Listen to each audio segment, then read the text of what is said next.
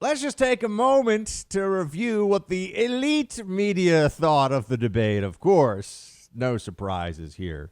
No one could come away from it saying that Joe Biden did a great job, obviously. No matter how much you love Joe Biden, I mean, it was just the usual nonsense from him. A lot of talking points. The way the media attacks Trump is the same way Biden attacks Trump. And look, people are going to come away from this. Most people are going to watch who watch the debate. They're going to view the situation exactly as they did beforehand. But here is, for example, oh gosh, so many great. I'm so upset about the debates. It was like so terrible. And I'm like, why are they so awful? Here is Donna Bosch. Don't call her Dana. Donna Bosch. With her big line of the night, this highly paid, deeply unimpressive CNN political, not a commentator, analyst or correspondent or something, some title to make it sound like she's not just a Dem talking point machine. Play 9. We'll talk about who won the debate, who lost the debate, but I can tell you one thing for sure. The American people lost tonight because that was horrific. You just took the words out of my mouth. You used some high-minded language. I'm just going to say it like it is. That was a show. And, we're on cable. We can say that. Apologies for being maybe a little bit crude, but that is really the phrase that I'm getting more, from people on both sides of the aisle on text. And it's the only phrase that I can think of to really describe it. Yeah, she's so spicy. That was a bloop show. Oh, my gosh. I'm just going to say it. It's like terrible what he did. It was so bad. Oh my gosh. CNN, I swear. One day someone look back and say, what happened to CNN? It used to be liberal, but not insane. And now it is insane liberals. They've really gone full crazy over there. So yeah, look, I mean, the debate was sloppy if you're expecting Shakespearean oratory, if you're expecting two guys who like and respect each other to have a reasonable exchange of ideas where they don't step on each other's time. And that wasn't going to happen.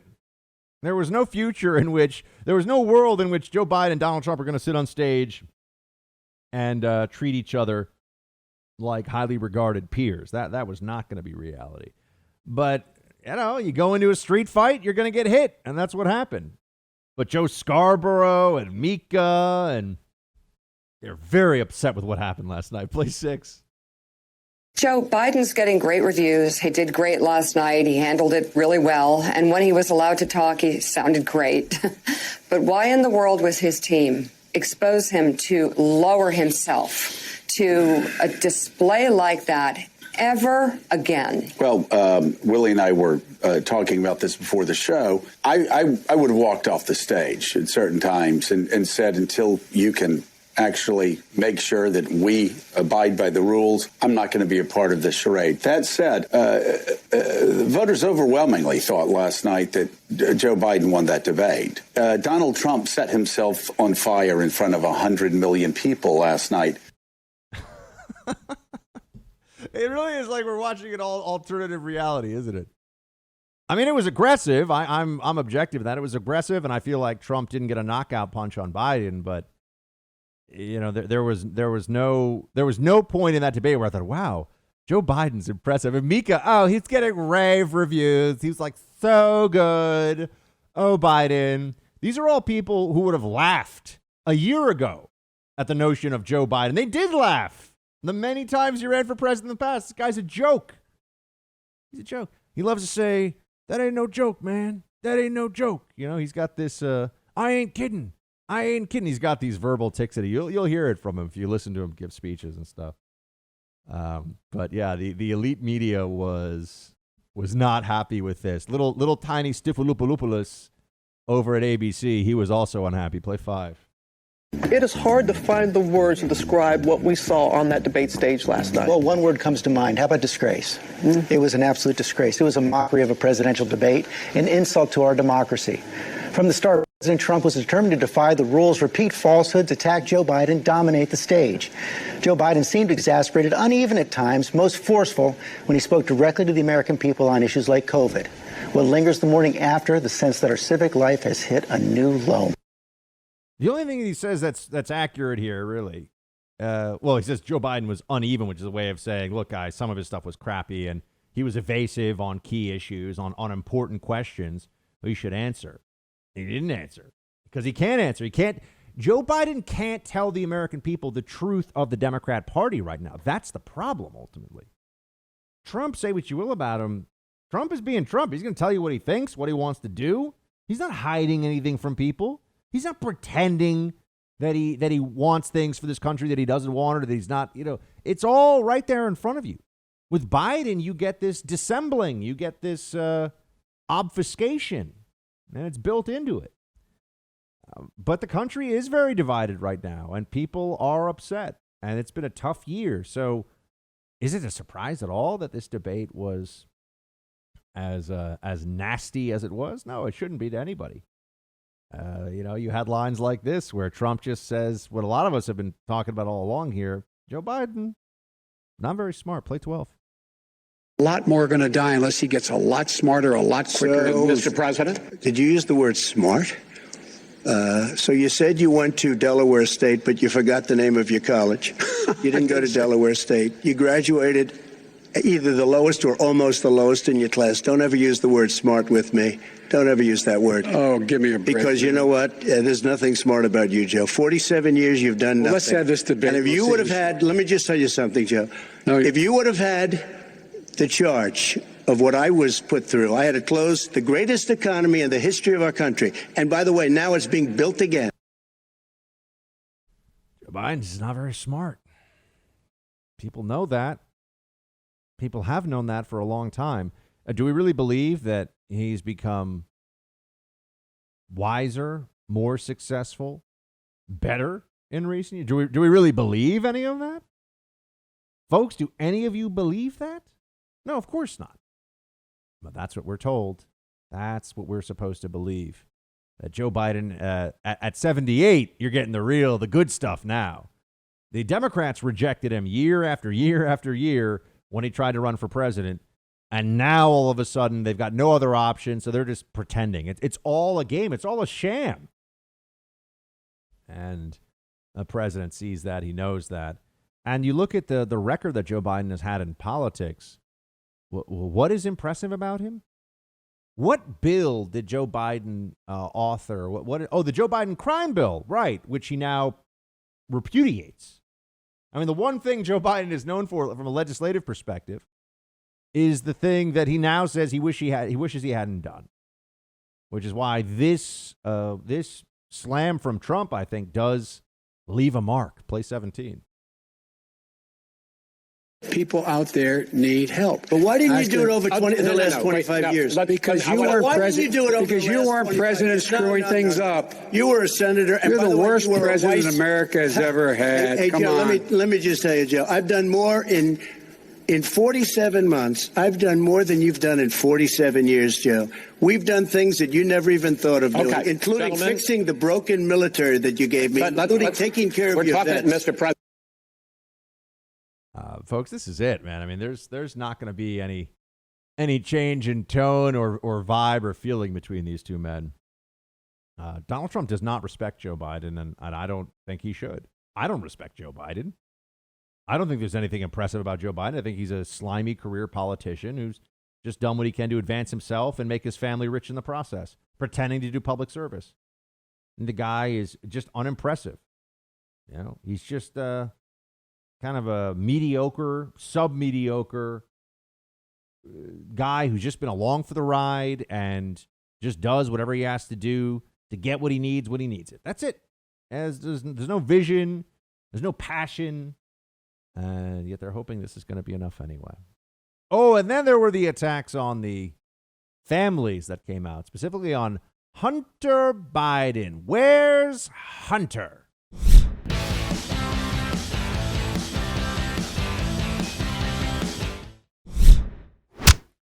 The mayor of Moscow's wife gave your son $3.5 million. What did he do to deserve it? What did he do with Burisma to deserve $183,000? None of that is true. Let him answer. None of that is true. Oh, really? He didn't get $3.5 million? Mr. President, Mr. President, please. Totally discredited. Totally discredited. And by the way, well, wait, he didn't get $3.5 million, Joe? Mr. Vice, he got $3.5 million. It is not true. Oh, really? Mr. President, it's an open discussion, please. It's a fact. Well, you have raised an issue. Let the Vice President answer. Discredited. Did Burisma pay him $183,000 a month with no experience in energy? Mr. President, no my son did nothing wrong at Burisma. I think he did. Mr. President, let him answer. He doesn't want to let me answer because he knows I have the truth. His position has been totally, thoroughly discredited. By who? And you The media? By everybody. Well, by the media, by our allies, by the World Bank, by... Wallace really working overtime there to stop the president's line of questioning. Joe Biden's not a big boy. He's been in politics for longer than I've been alive. He can't handle Trump pushing him a little bit on the issue. Push back. Say, all right, I'm gonna answer you. Don't turn to Wallace. It was like hiding behind his chair all the time. It was ridiculous. But this is a question of fact. Now here's my thing, and I know that a lot of the conservative base maybe views this a certain way.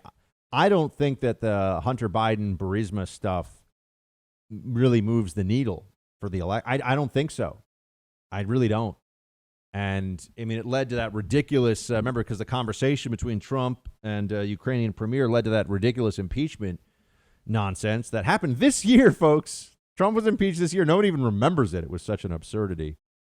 I don't see this as having the resonance, but I think that Trump just resents so much what his family has been put through, what the special counsels put him and his top advisors and family members through, and what Joe Biden and Hillary Clinton just get away with routinely. I mean, I think that Trump's anger at what Hunter Biden did is really just a reaction to the two-tiered system of justice that we're all supposed to get used to. Democrats just see things a very specific way, and that is that Democrats always get away with stuff, and Republicans need to be crucified, especially on any issue touching on whether it's corruption or self-dealing or anything like that. The Democrats view this with this kind of maniacal stop at nothing to get the other side approach. And Republicans always do that. Well, we don't want to be too rough. We don't want to criminalize politics. Democrats criminalize politics all the time. Republicans go, well, I don't know if I really want to make this that tough. I don't know if I want to do that. That's kind of mean. The other side doesn't care about being mean, folks. I noticed the way that Biden says that his son did nothing wrong. What he should say is he did nothing proven illegal.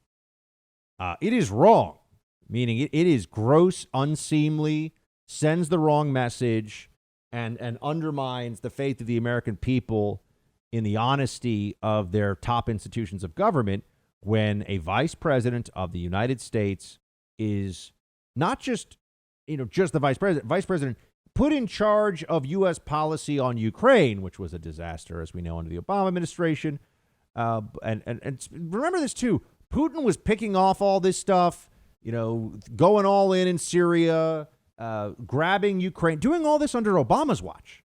All this stuff about, Putin's puppet with Trump. It was under Obama that Putin was gobbling up pieces of countries and asserting himself. And that hasn't been happening under Trump. But I digress. Actually, no, I don't digress. That's an important point I'm following up on. But the Hunter Biden thing, it looks bad. And looking bad when your dad is the vice president is enough. And we all know that. We also had, I think, Biden in a number of possible provable falsehoods.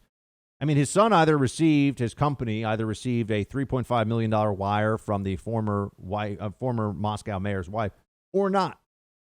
One of the wealthiest people in Russia, by the way. I mean, his son either received that money or he didn't. His son either took $1 billion for a hedge fund out of China or he didn't. And it doesn't matter how much Joe Biden likes his son or thinks his son's a great guy or cleaned himself up and everything else. Look, the Hunter Biden drug abuse stuff, I mean, that's drug addiction is very sad and very serious. And I don't think that's not something that should be at issue in this election. But the family corruption stuff and the fact that the Bidens have turned politics into a really lucrative family business, I mean, yeah, I think that does count. And I think especially at a time when we've been told for years that Trump was somehow almost in the employ of Russia, that he was a controlled Russian asset, that they had proof of this. Turns out that's all a lie. They don't have proof of it. I think the president's really frustrated. I know from speaking to the president on 2 separate occasions about this that he is deeply enraged by all the lies that were told about him with Russia and the way that was so obviously used by the left to try to slow down his administration and as part of the resistance and the opposition. Trump is furious about that. It's not just something he shows you on TV. He really is furious about it, and he should be. They wanted to lock him up. They wanted to lock up his family members. Remember how frenzied the media was, the Democrats, or the Donald Trump Jr. and Jared Kushner Trump Tower meeting, and they wanted to try to find a way not only to bring criminal charges against Donald Trump Jr. and Jared Kushner, who didn't do anything. They just sat down for a meeting with somebody who said they had some interesting information. They didn't do anything. They took no legal action. But beyond that, they were trying to find a way to use state charges so that way the president wouldn't be able to pardon. And that was explicitly the search for state-level criminal charges against Trump and Trump family members would be so that they could try to lock up one of his children, and he would not be in a position as the president to pardon, right? You can't pardon for state crimes as the president, only federal crimes. So that's how dirty they were willing to play the game. So I understand it's very personal for the president, and that's why he came out last night really fighting, and he was kind of spitting mad. And I can't blame the guy for that. If they had done to me what they've done to Donald Trump, I don't think I'd be able to go on that debate stage without using 4-letter words to describe my feelings about Joe Biden. But now, that's not to say I think that would be effective. So my criticisms of Trump are only in the areas of what I think is effective. I think that he showed up, he fought, and didn't back down an inch. But I think that there are some areas where he could have been more clear in his messaging and more focused on really cornering and dismantling Biden's nonsense. And so it's just my frustration is like I'm like a coach that feels like, his team could have gotten that touchdown if only they had done 1 or 2 little things differently. If only we had called for one audible at the line of scrimmage, we might have been able to get it. That's my feeling about that debate last night, that it was close, but we didn't really get it in the end zone. That's not to say that he did a bad job or that I don't think that the president was fighting hard, because I think that he was.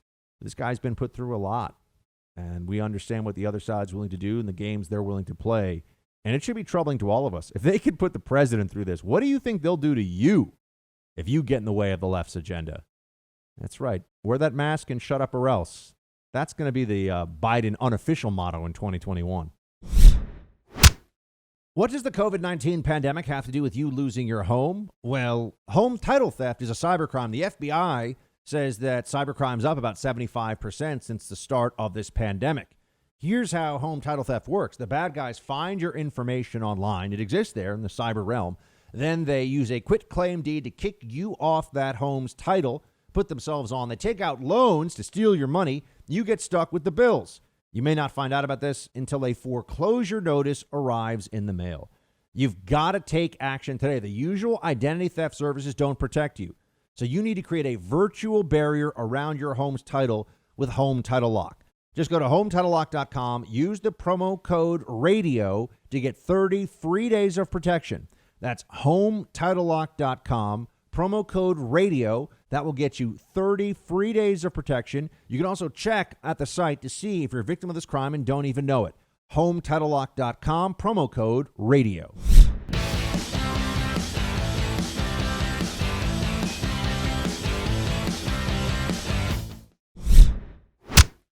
More Russia collusion delusion exposed, friends. This was big yesterday. It got a little bit overshadowed because of the debates, obviously, which is what all the media was focused on. But this was a big one.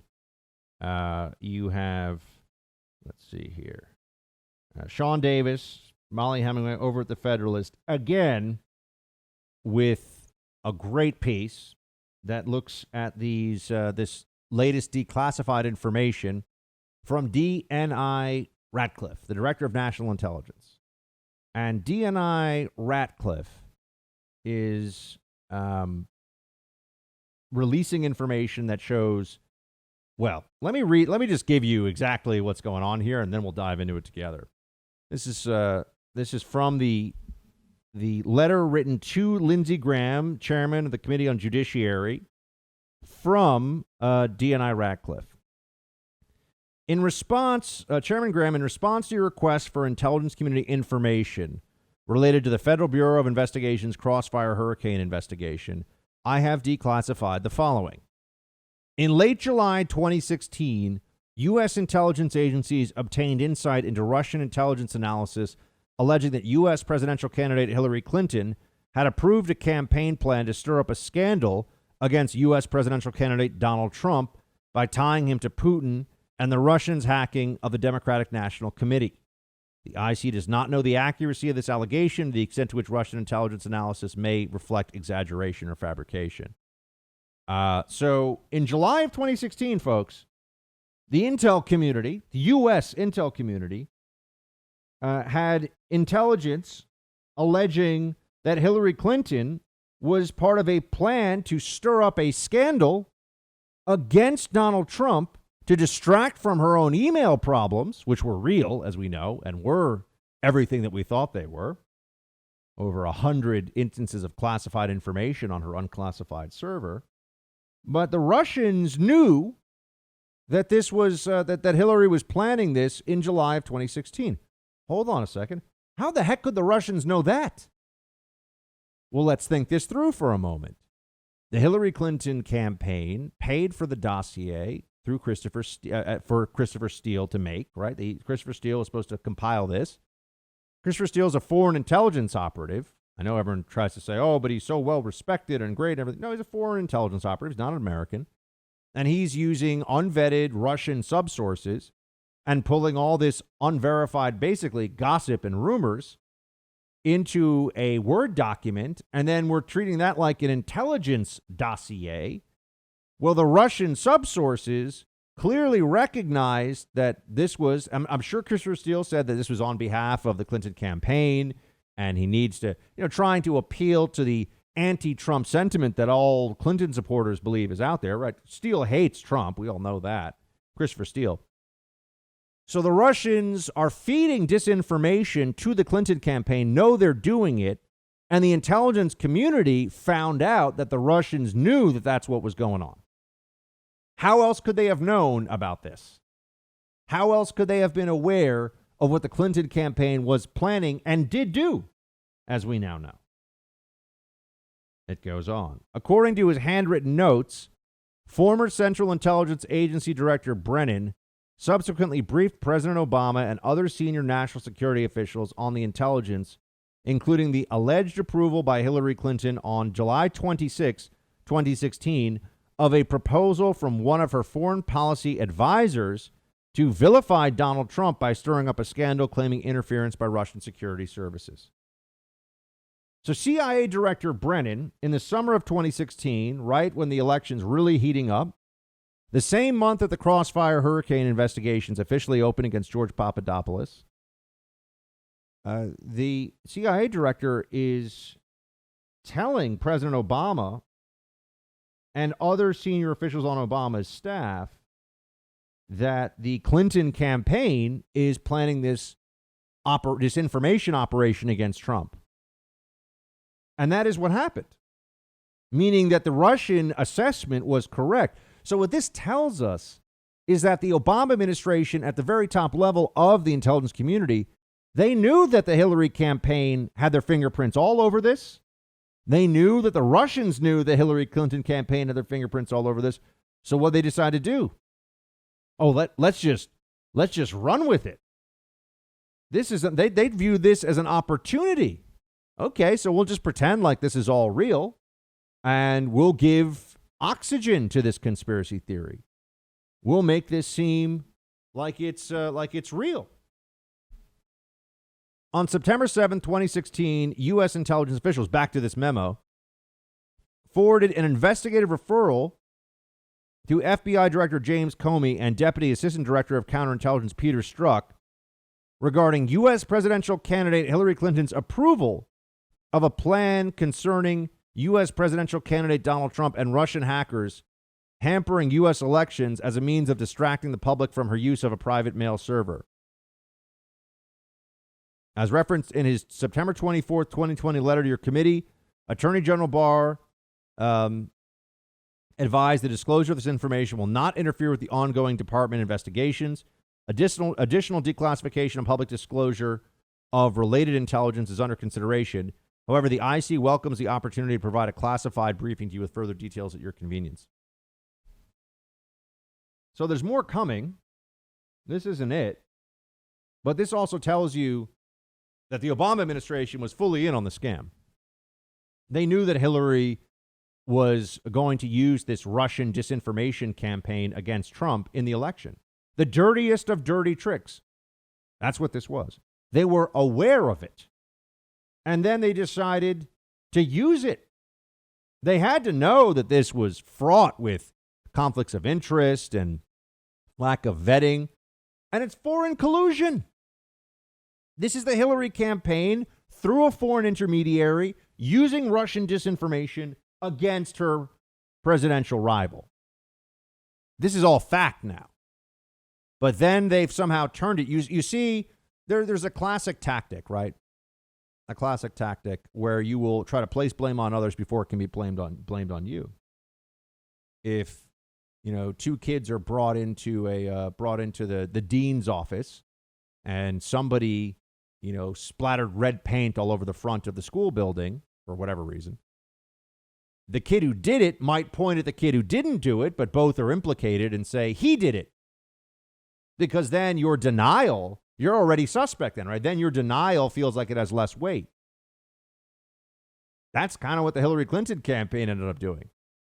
No, they ran with this, and then when it was clear that there was nothing there, the FBI and the others figured, well, let's go public with this, let's leak this, let's make people believe this lie. Because otherwise we're going to get caught in this information operation against the now president after Trump won the election that had no basis in fact. So their only option at that point in their minds was to make Russia-collusion real as far as they could, right? To make people believe in this thing. Because they had already taken action, they'd already used the smear to try to stop Trump from winning.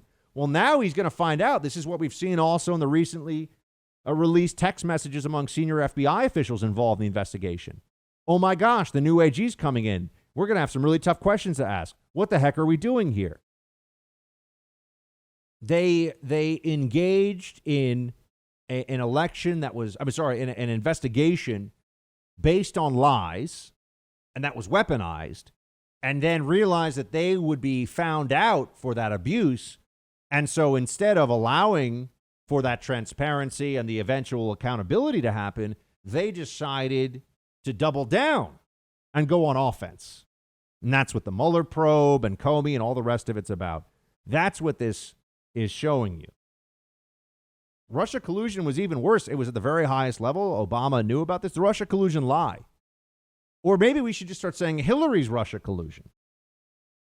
Her campaign worked with Russians, and the Russians knew that she was lying about Trump to try to defeat him and to distract from her own inexcusable information security failures with regard to the email server. They knew. Tried to just bury it for a while and then figured, well, we might as well accuse the other guy before he can accuse us. Comey was a part of it, all the rest of them. It's disgusting what they did to this president, and there has been no real accountability yet, and I don't know if we'll ever get there.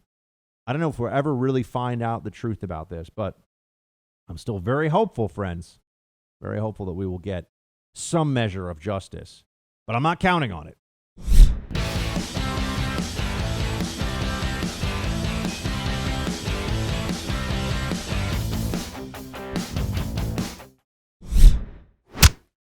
And Slimy Comey was testifying today on Capitol Hill.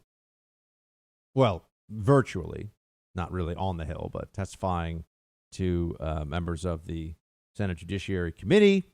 This is I want you to hear this exchange. We're going to play this a little longer than you usually would on radio because I want you to hear the real back and forth. Remember, James Comey was the FBI director, the guy who got his buddy Mueller and Weissman, got this whole nonsense going of the special counsel. It was all Comey's plotting and scheming and manipulations and lies. And here he is when presented with very straightforward facts. Comey's answer to all this is just to say, I disagree with your characterization of the facts. Say, well, but that doesn't matter. The facts are the facts. No, I disagree with your characterization of them. This is what he likes to say, just to undermine without actually making an argument other than, I don't like what you're saying, so I'm going to say it's not true. Here's how it went with Lindsey Graham and Slimy Comey today. Play it. Did you ever speak with President Obama or Vice President Biden about any aspect of Crossfire Hurricane? If so, what did you discuss? I don't remember any discussion. I remember sometime in the summer of 2016, I think August, during a meeting in the Situation Room, I told the president that the FBI was endeavoring to understand whether any Americans were working or associated with the Russian effort to attack the election. I didn't talk about any names, but I believe I alerted him to the general nature of the work. Did you ever speak with President Obama or Vice President Biden about any aspect of the Flynn case? If so, what did you discuss? I remember the Flynn investigation coming up once. I think it was January the 5th, when President Obama held me back to urge me to do the case in the normal way and to let him know if there was any reason that he should not be sharing sensitive information about Russia with the Trump transition. I assured him that I would keep him informed and I would conduct the investigation in that way. During the January 5th, 2017 meeting between you, President Obama, Vice President Biden, Sally Yates, and Susan Rice, did you mention that Flynn's calls with the Russian ambassador appear, quote unquote, appear legit? I don't remember using that word. If I used it.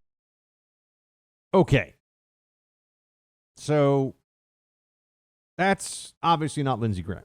So we played the wrong clip for you guys. Sorry about that. I don't know what happened there. But anyway, that's some of the exchange today. Comey always lying about this stuff. No surprise. Always evasive. And hopefully we can grab the audio that I actually want for you guys of Lindsey Graham and the mischaracterization of facts exchange. But there you heard a little bit of it today. Comey still takes no responsibility for any of this. Comey still, there's absolutely nothing that he will admit to when it comes to wrongdoing. He'll now say, for example, that knowing what he knows, he would not have, he would not have signed off on the FISA. Knowing what he knows, maybe he would have done some things a little bit differently now. But nothing was ever wrong at the time. There was nothing that he would ever admit to that was a violation of the FBI's, ethics, FBI procedures. And so in a sense, I mean, he's done more to damage, to destroy the FBI's reputation than any other person I can think of. Notice how in that exchange there, he has where he's talking about his conversation with Obama. Obama's saying to hold back sensitive information about Russia with I mean, that's so weird that Obama would think during the transition that he's in a position to say what the next president's going to get to find out. I mean, how long did he really think that was going to last for? It's bizarre, isn't it? It's like Obama thought he was going to be president forever. The new president gets to decide what information he cares about and doesn't. The new president gets full access. There's no holding back because the previous administration was playing dirty games for politics, which is exactly what happened. Exactly what happened. And we all know it. And there's just still to this day not any real recognition of this from the left. In fact, they still say things that are flatly delusional. I mean, today Comey said that Danchenko being a Russian asset, quote, could have made him more credible or less credible. I could see it cutting both ways. I mean, he just pretends to be a moron. Comey pretends that he doesn't really know anything about the Russians, about investigative work, because you can't blame someone. It's much easier for him to explain decisions that are politicized as just being incompetent because there's so much of that in the bureaucracy. And so that's really been the plan all along, right? To avoid having to actually tell us all why he did the things he did that were obviously motivated by politics, by just saying, well, I'm sorry, I'm really dumb. I just don't know any better, which is weird because Comey also is very arrogant. So it's a very selective stupidity, but easier to defend themselves on that charge than to actually accept that what they did was driven by politics this whole time. But Comey is truly the worst. Somebody has done tremendous damage, not just to the FBI, but to people's feelings about the federal government. Sean Davis, the Federalist, pointed this out. Comey just claimed Trump is a Russian asset because Trump said he didn't trust the very same U.S. intelligence agencies that tried to frame him for treason, fueled by Russian disinformation and funded by Hillary Clinton and the DNC in a coup that was led by Comey himself, end quote. Sean is correct. Once you look at this thing without the media's blinders on, it all becomes very apparent and very obvious exactly what happened here. And if anything, I think the president has been too kind and too restrained in the way he describes the media and the coup attempt against him.